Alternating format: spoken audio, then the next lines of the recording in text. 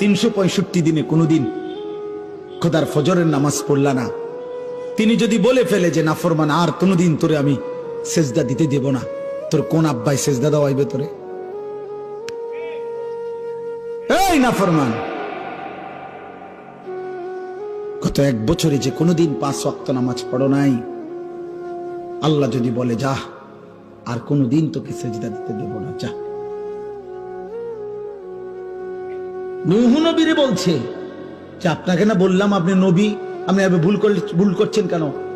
আপনারা না বলছি এই নবী, তোমাকে না বলছি আমি আর কাউকে ঈমান দেব না, আবার বলছো কেন?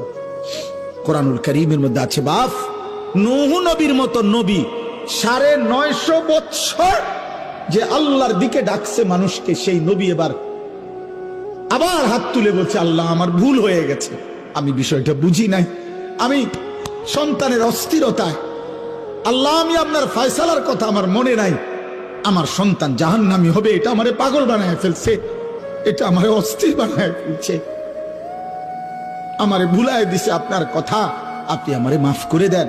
ওয়া ইল্লা তাগফিরলি ওয়া তারহামনি আকুন মিনাল খাসিরিন। আয় করিম, আপনি যদি আমারে মাফ না করেন, দয়া না করেন, আমি নবী হয়েও ক্ষতিগ্রস্তদের অন্তর্ভুক্ত হয়ে যাব। চলো আব্বা, আমি শুধু একজন বক্তা, ওয়াজ করতে আসছি, এই জন্য মনে করাইতে আসছি, ভোট চাইতে আসি না, ভোট চাইতে না, আখেরাত মনে করাইতে আসছি। এটা এই 3টা উদাহরণ